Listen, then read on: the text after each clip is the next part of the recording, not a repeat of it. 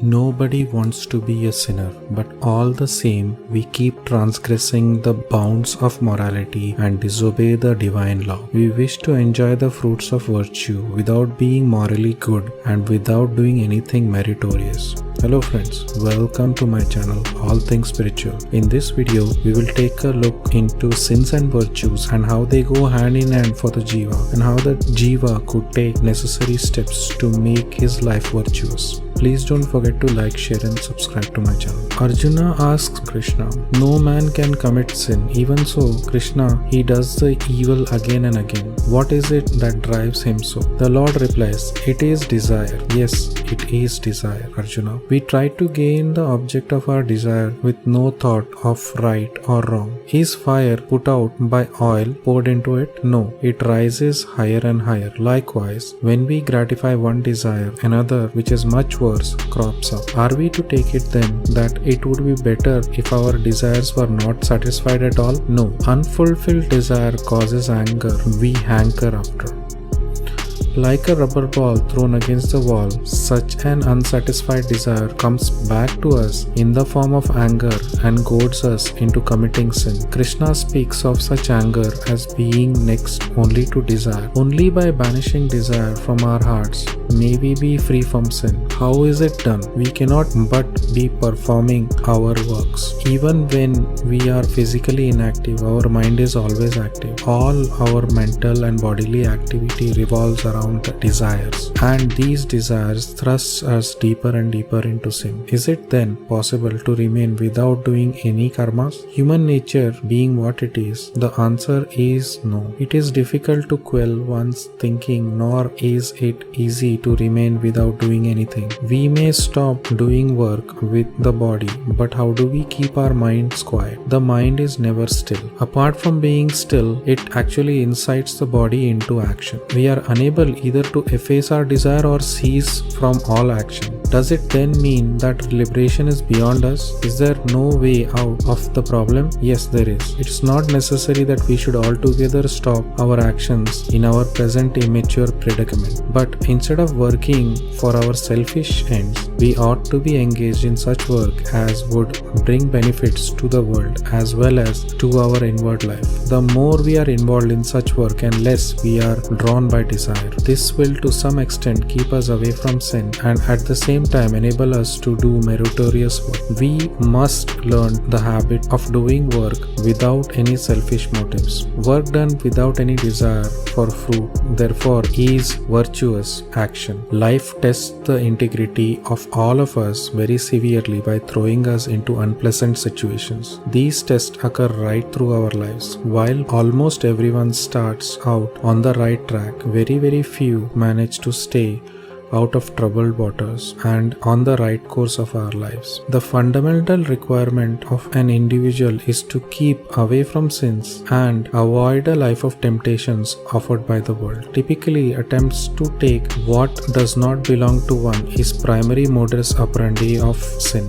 Virtue is earned primarily by selfless service and by spreading the message of God. The proposition is that sin increases the chances of rebirth, and the extent of sin determines the hurdles in which the individual will be subjected to a next birth. Given the importance of staying on the good side of sin and virtue, an undertone of most of the scriptures emphasize the importance of not falling prey to worldly temptations. Man thinks that the actioned karmas of the past are past and the past is done, and this time it is different for him. And the fact is that in the past life he is the same person as he is now. That's why the penalties are for his own karmas. He or she is not different now. The important thing is that in his inner equipment, some changes could be brought out by the master, but it mostly doesn't happen until the meeting of the Guru. Man's mind is generally tamasic and has dark qualities to it. Demonic qualities then are ready to take over the person. Demonic qualities like anger, jealousy, hatred, greed and temptation. And from these demonic emotions, the man needs to inspire himself to rescue his mind. The man does not know this. The soul, which is the witness, is watching the Jiva commit all the karmas. It also brings about resolution to prior karma. karmas. So, if the being has any kind of ailment, it is the result of his or her own past karmas. This the person generally ignores. If a student doesn't behave like a student, he gets penalized for such a behavior. A student of any stream should worship the area of study that he is involved with. If the student wastes the opportunity provided to him, then the Atma penalizes him at a later stage and he gets into a troubled state in the future. Man, due to his ego, behaves badly, as the ego is a magnet for all emotions, in the sense that the ego is instrumental in angering a person, it is instrumental in piquing desires in a person, it also holds grudges and is instrumental in making the person greedy, arrogant, and in raising the temptations of the person. The basal reason for this is the aham or the I of the person. The right identity of the aham or the I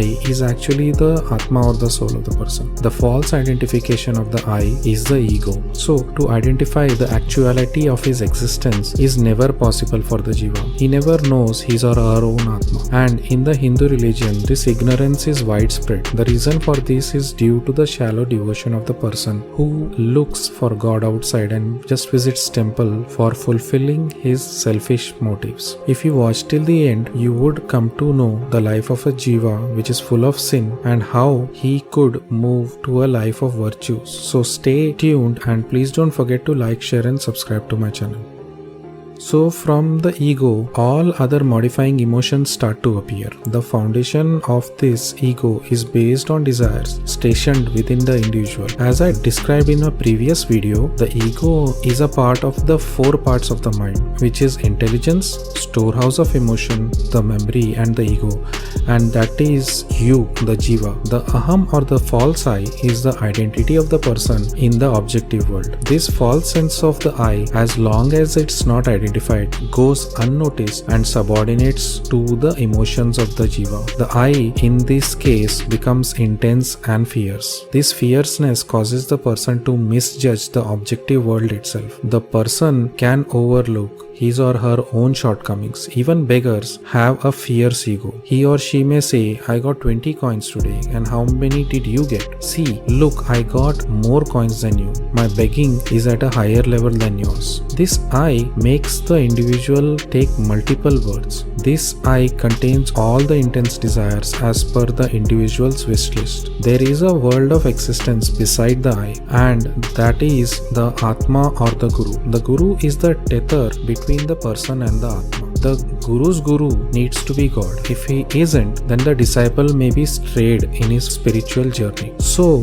this journey has to be carefully treaded by the individual and he should be cautious in his endeavors. As sins and virtues arrive together in the jiva's life as comrades, this is due to all that goes in the mind of the jiva, the incessant flow of thoughts, and when the person misbehaves, all these penalties the jiva only has to pay in his human existence on earth. And if the character of the man deteriorates, a similar partner is then available with whom he has to spend his life with. The man generally is an animal in this matter. An opposite instance of this was that a man didn't touch his wife until 6 months had passed for their marriage. Due to this reason, at least their love for each other stood up. The reason that he didn't touch his wife was due to the fact that he wasn't a feisty animal. The people are so bossy and domineering in this area that they could molest their partners on the wedding night itself. It seems to the person that he has the right to do this, as he or she has married the person and it's now legal.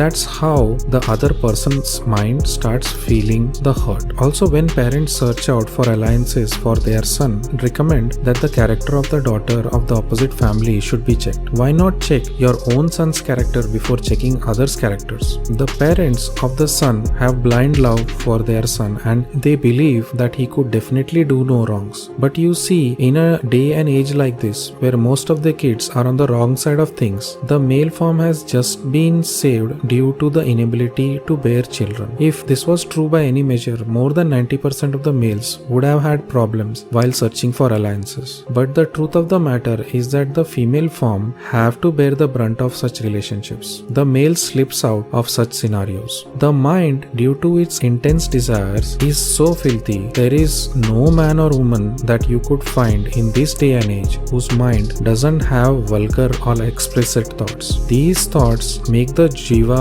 very foul. Day after day and year after year, the existence of such a person gets layers of filth, and then it is impossible to clean such a person's mind. The person who regularly dwells in vulgar and explicit thoughts, such a person's chidavas is totally darkened. Such a person starts having explicit interest in the opposite sex from very early on. Not just that, even people with reduced intensity of desires also have filthy thoughts. There comes a point in the person's life that they either give up on those thoughts as they get tiring at one point in time, or they turn into other perversions in the case those desires continue to be demanded by the ego. Then it is a vicious circle that the person cannot really come out of. So why do some people have unending perversions and filthy thinking? It is due to the carry forwarding of the desires from the prior life. It leads to the darkening of the chidavasa, and the jiva is looking out for ways and means to satisfy his or her own desires. Such persons who have found ways and means to fulfill their immoral actions, their households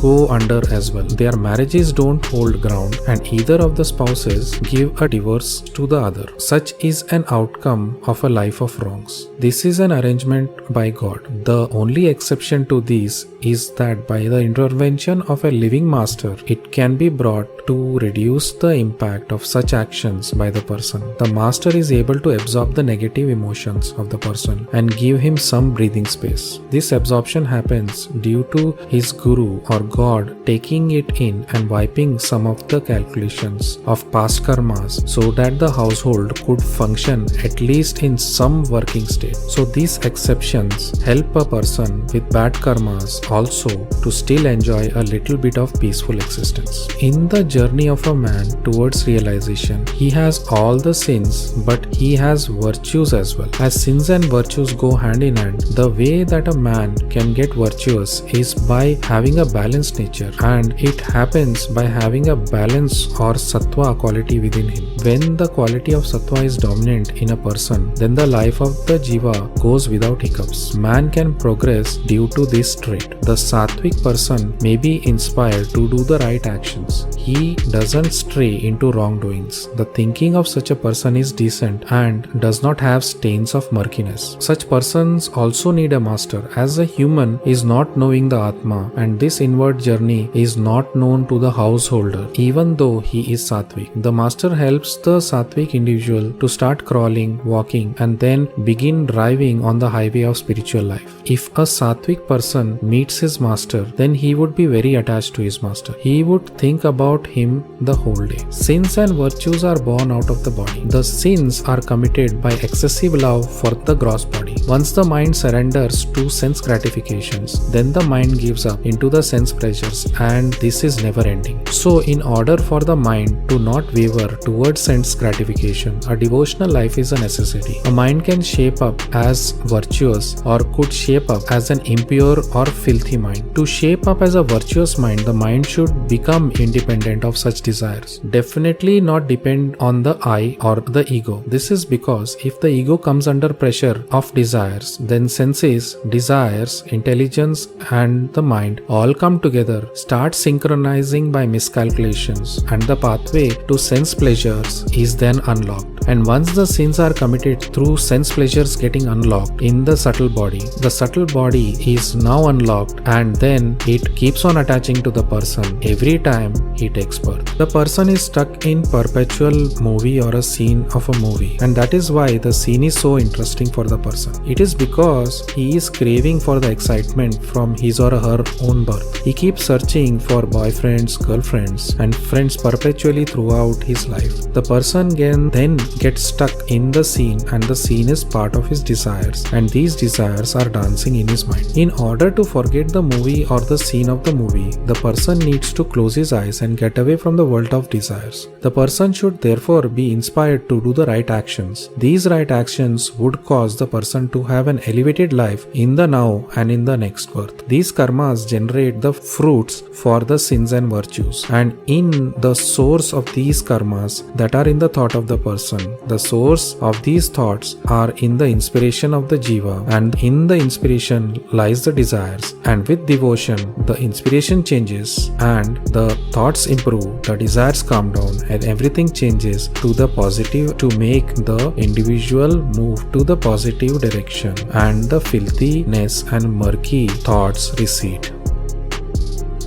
How did you like the video on sins and virtues? Please let me know in the comment section below. I will see you in the next video.